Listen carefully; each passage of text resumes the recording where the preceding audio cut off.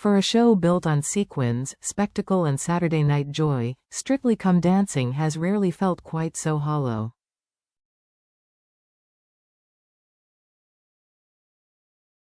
What should have been a celebratory announcement, the unveiling of the 2025 live tour lineup, instead landed with a thud.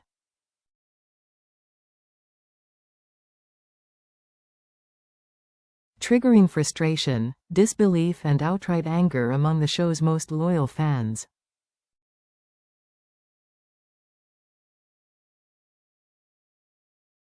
At the heart of the backlash lies a simple but uncomfortable truth: 2 finalists, alongside several key semi-finalists,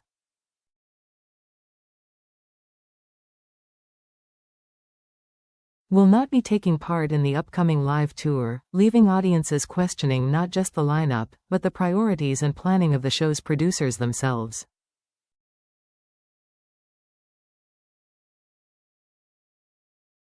It felt like a betrayal. For many viewers, this wasn't merely disappointing. A tour that suddenly feels incomplete. The Strictly Come Dancing live tour has long been marketed as the glittering extension of the television series, a victory lap where the most memorable contestants reunite with their professional partners to bring ballroom magic to arenas across the UK.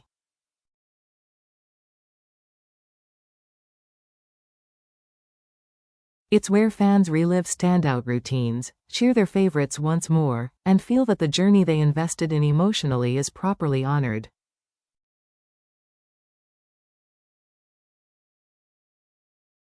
But this year, that promise has been badly shaken. Fans were left reeling when it emerged that neither Karen Carney nor Amber Davies, both of whom reached the latter stages of the competition, would be appearing in next year's tour.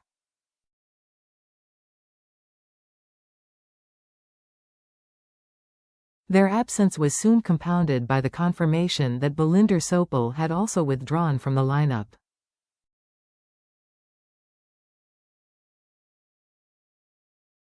As if that weren't enough, another familiar name was quietly added to the list of absentees: Alex Kingston, who made it to week 10 of the competition before being forced to exit due to injury.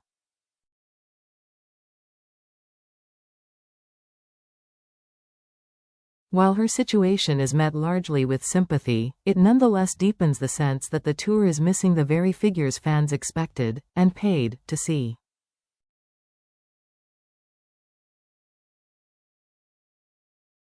In contrast, Ardale star Lewis Kopp, who exited at the quarterfinal stage, will appear on the tour, alongside finalist George Clark.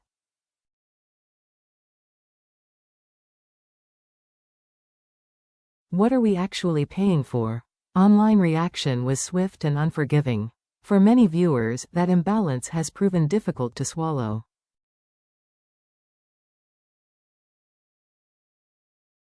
Across social media platforms, particularly Reddit, fans expressed disbelief that 3 out of 4 semi-finalists would not be taking part in what is supposed to be the definitive post-series celebration.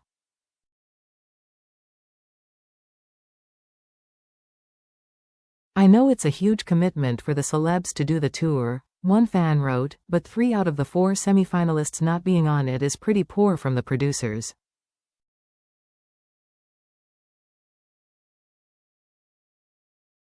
To be honest, another went further, suggesting a structural change to the show itself. "I'd like to see something written into the contract. If you make the semi-finals,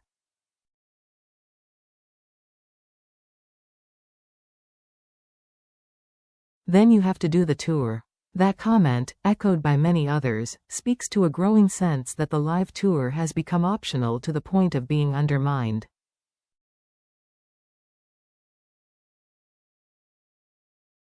Fans argue that if contestants are elevated to finalist status, their participation should be guaranteed, not treated as an afterthought once the cameras stop rolling.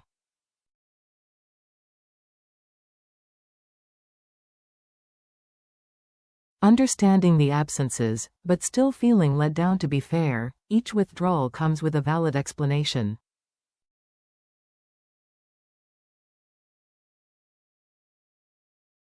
Amber Davies, for example, is unavailable due to her commitment to Legally Blonde, the musical, which she will be starring in at the start of 2026.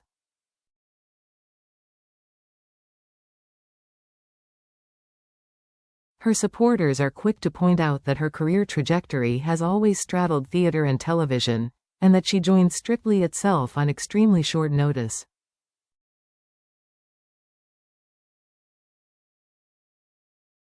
Amber is completely fair, one fan noted. She joined the show with 2 days' notice, so it would be unrealistic to expect her to have a clear diary next summer.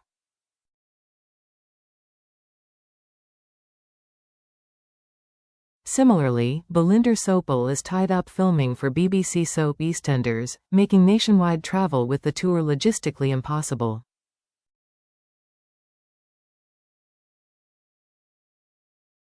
For actors on long-running dramas, such commitments are often immovable, and few begrudge her for choosing job security over sequins.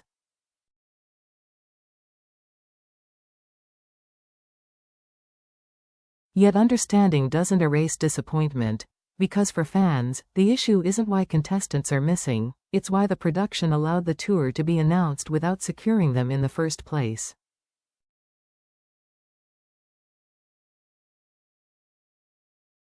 A patchwork lineup, the remainder of the tour roster, does offer some comfort.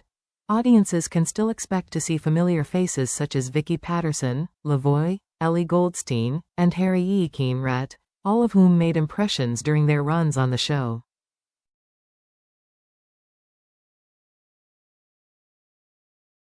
Their inclusion ensures the tour won't be short on talent, charisma, or crowd-pleasing routines.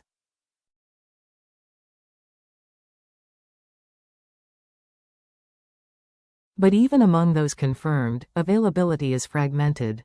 George Clark is set to miss 11 dates of the tour due to prior commitments, while Lewis Kopp will be absent for 8 shows.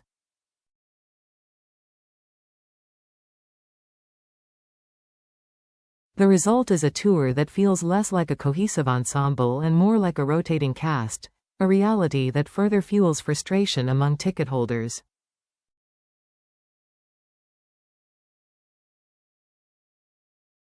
For a live experience that commands premium prices, fans expect consistency. Instead, many are left wondering which version of the tour they'll actually see.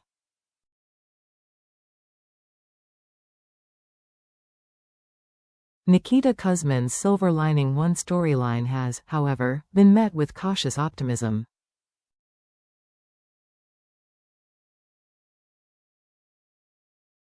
With Amber Davies unable to participate, her professional partner Nikita Kuzman will instead reunite with his 2023 celebrity partner, Leedon Williams, for approximately half of the tour dates.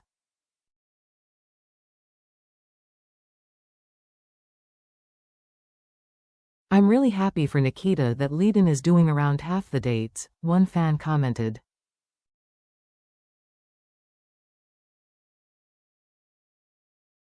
"They'll both have a blast doing it," while some lament the absence of Amber and Nikita's partnership.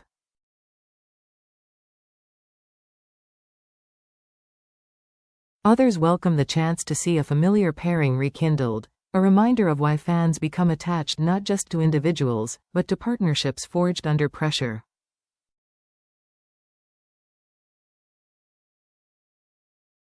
A deeper problem for Strictly? Beyond the immediate outrage lies a more troubling question. Is Strictly struggling to sustain its ecosystem? One commenter summed it up bluntly: "Not surprised."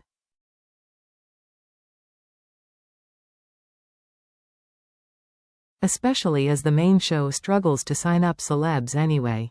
If true, the live tour controversy may be symptomatic of a broader issue, one where celebrity schedules,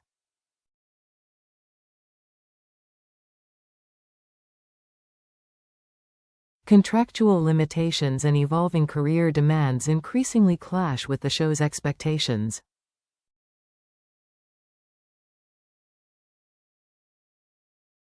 Strictly remains a ratings powerhouse, but its traditional assumptions, that finalists will naturally extend their participation beyond the TV series, may no longer hold in an industry where opportunities move fast and availability is fleeting.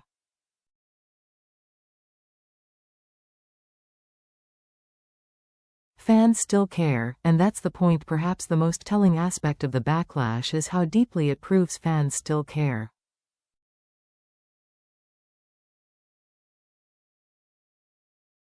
This is investment, emotional, financial and cultural. This is not disengagement.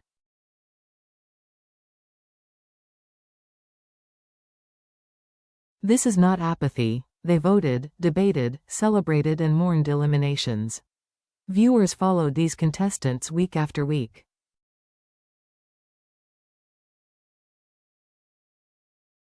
For many, the live tour represents closure, the final chapter of a story they helped write.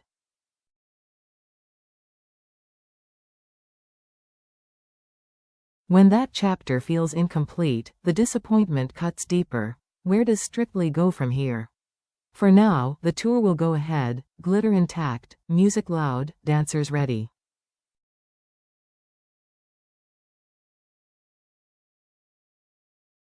Many fans will still attend, still cheer, still find moments of joy in the performances that remain.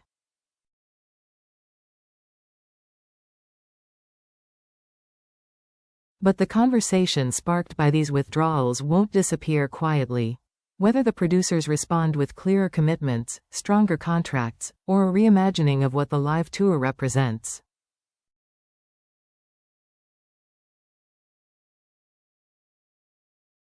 One thing is clear. Fans are no longer willing to accept a best available version of Strictly's finale.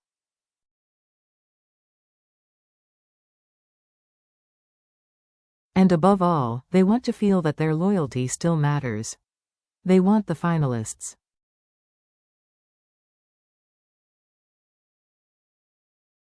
They want the real thing.